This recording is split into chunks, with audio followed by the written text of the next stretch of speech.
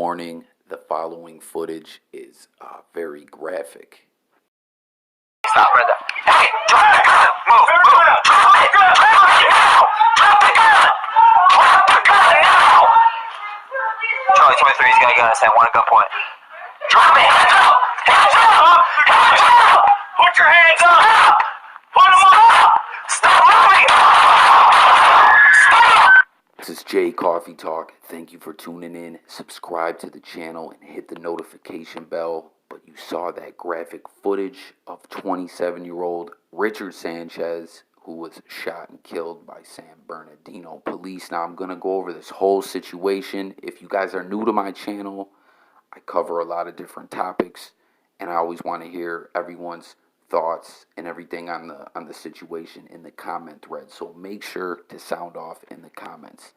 Now, as you saw, Richaed Sanchez was shot by Officer Brandon Gaddie by 5 shots, and this happened. The shooting, although the footage, has just come out recently, the shooting actually happened September 30th of 2018. Now, pay attention to all the different images popping up on the screen, as they all, have important information that pertains to what happened here.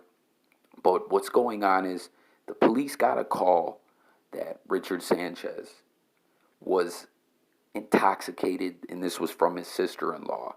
She said she had fled the house with children and was, fearing for her life and the children's life, and was terrified.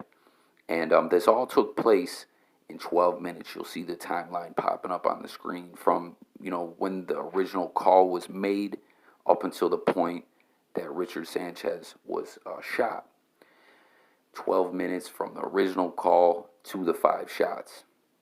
Now, what's going on is when she made this call to 911 that he was intoxicated, he was threatening the family and had a weapon and, was threatening violence upon them with the gun. And he was also making comments about that he's a god and, other things of that nature, that they were just terrified. And he did have a history of mental illness. And upon them running his name, they saw that he had a felony warrant out for exact same type of incident just a couple months prior, where he had did the same thing.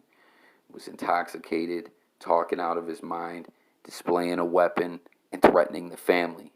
So the 2 officers arrived on the scene, and that was the body cam footage that you saw, and you see them telling him to put down the weapon and everything, which he did do.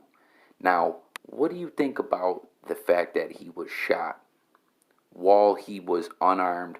He was approaching the officers, but he had put the weapon down. So I just feel like they could have brought this man in alive. And I totally understand what a lot of people are going to say, that police officers work a very dangerous job. They see a lot of crazy stuff. And, it's just things happen. But he didn't have the weapon. He didn't have the weapon anymore. And I don't know. I just feel like they could have brought him in alive. You let me know your thoughts and everything on this in the comment thread. As I said, it's a very important part of my channel.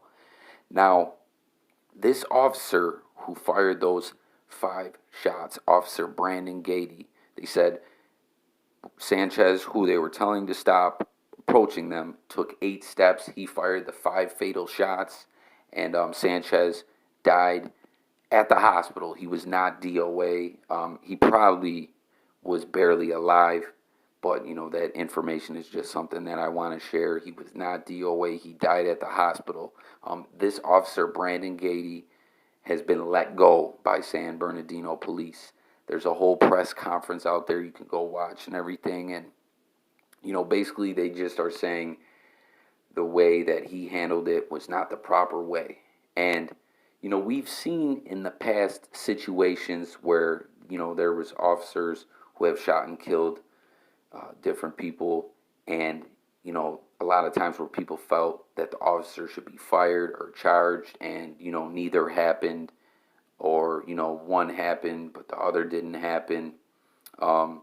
He is not charged yet. They did let him go, But no charges are against him, but the district attorney is looking into this to see if criminal charges should be brought against him. So get in the comments and let me know what you think will happen, what you think should happen, if he will be charged, if he should be charged.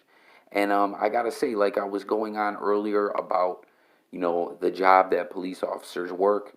I totally get that it's a crazy job and it's a dangerous job, but they sign up for that job, and you're only supposed to kill someone or shoot to kill, uh, if that's your last case scenario, your life's directly in danger. And although he was approaching them, he was unarmed and had his hands in the air. So I don't know. It's a crazy situation. Very sad. This guy was making threats and everything. I'm not saying he's totally innocent.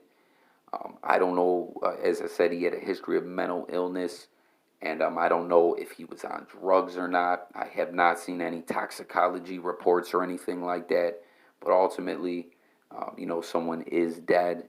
Now, the family has spoke out, and they said that they're very happy that the police have, took him off the force, and they're happy with the results so far.